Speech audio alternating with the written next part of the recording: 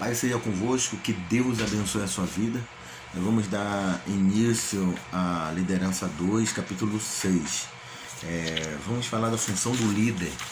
A função do líder não é apenas, como a gente falou desde o primeiro capítulo, não é apenas mandar, não é apenas dizer o que a pessoa ela tem que fazer. A função do líder é treinar. O líder, ele precisa treinar as pessoas que eles têm mostrado o caminho que ela deve seguir.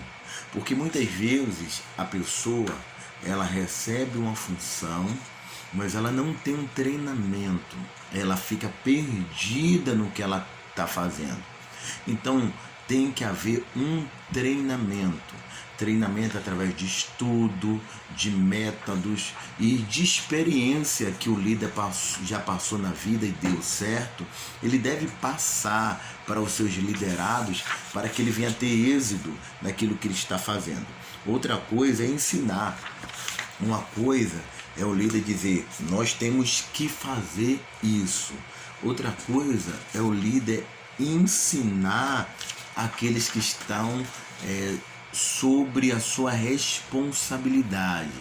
O ensinamento é a melhor prática de aprendizado. Você tem um grupo nas tuas mãos e você tem um líder nas tuas mãos corrigindo, você tem um líderes nas suas mãos e você fala que quer crescimento em cada grupo. Mas como ensinar a crescer? Porque nesses grupos eles vão encontrar pessoas difíceis, eles vão encontrar pessoas complicadas, eles vão encontrar pessoas sensíveis, eles vão encontrar problemas nesse grupo que eles como líder, eles vão ter que resolver esses problemas através de conselhos, palavras e etc. Então eu ensino a esses líderes como resolver os problemas, claro, pautada na palavra de Deus e com a experiência que eu já vivi ou com experiências de autores bíblicos ou de outras pessoas que já viveram esse problema.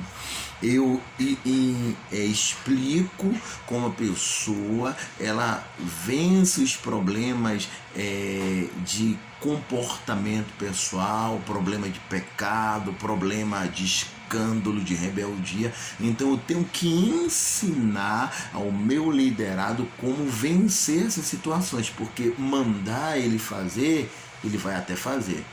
Mas quando o problema vir, com certeza ele vai cair diante dos problemas e das situações que é normal ocorrer. Outra coisa que eu quero falar aqui é o resultado de um planejamento eficaz. Se você está certo quanto ao seu objetivo, se você não está certo quanto ao seu objetivo, não saberá quando a organização estiver se desviando da sua visão e propósito.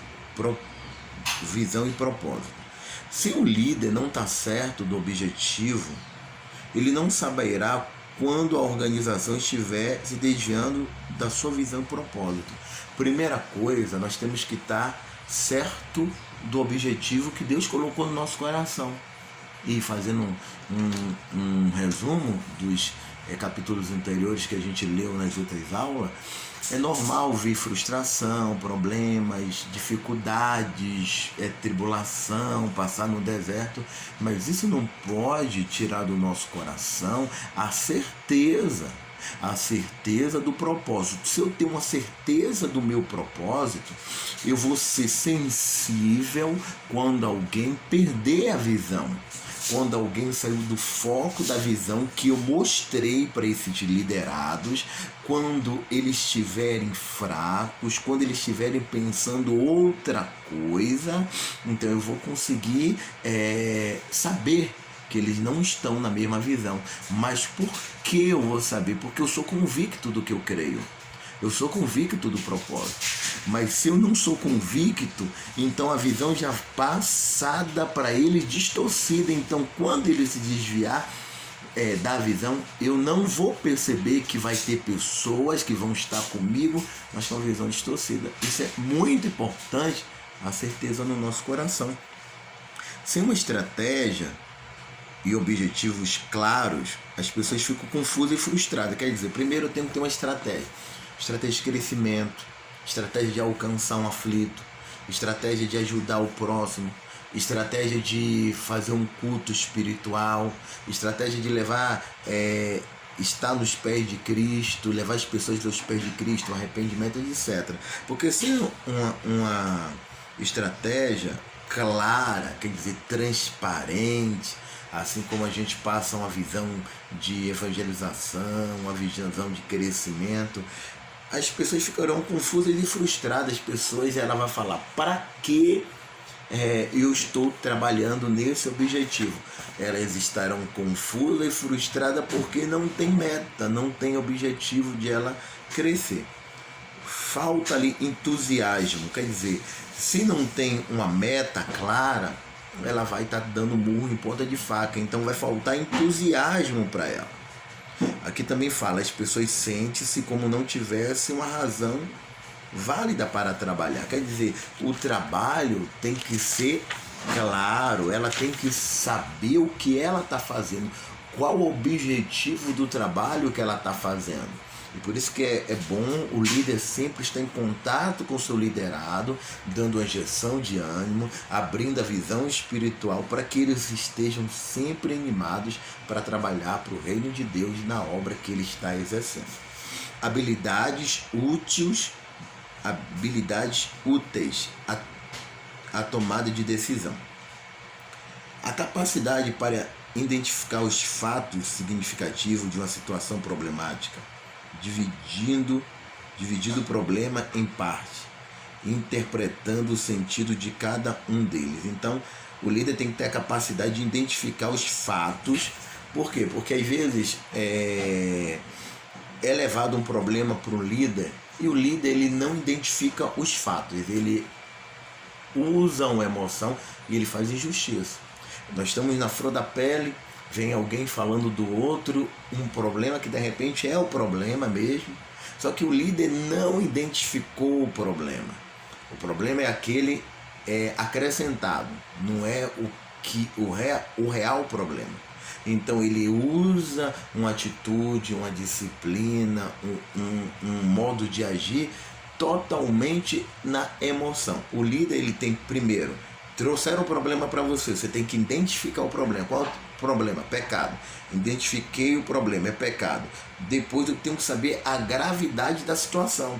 Pecado é tudo igual, mas tem situação que é imaturidade, tem situação que é uma situação de fragilidade, e tem um problema que é um problema que abrange várias pessoas, famílias, casamentos, uma traição que abrange muitas pessoas. Então nós temos que saber a gravidade do problema e identificar o problema para que a gente possa tomar atitudes em relação àquele problema. A mentalidade aberta de diferentes maneiras. É o mesmo que ter flexibilidade mental. Significa apresentar receptividades novas e ideias ou ser capaz de perceber a situação. Então, um líder que tem a mentalidade aberta, ele apresenta novas ideias. Ele não é aquele líder frustrado. O que é um líder frustrado? Ele não cresce. Não lê a Bíblia, não cresce. Não ora, não cresce. Não procura ler bons livros, não procura se inteirar das coisas. Então ele vive uma mente insignificante, uma mente pequena. Mas o líder renovado pelo Espírito Santo, que tem uma comunhão com Deus, vive na oração, vive na comunhão com Deus, ele tem uma mente aberta. Deus revela projetos, propósitos que beneficiam o grupo que ele está liderando. Por isso que a importância de nós vivermos na oração, na comunhão, ler bons livros, principalmente as Escrituras. Coragem para decidir. Costuma ocorrer que certas decisões exigem coragem, até certa audácia para ser tomada. Olha, o líder não pode ser medroso, o líder não pode ser tímido na fé.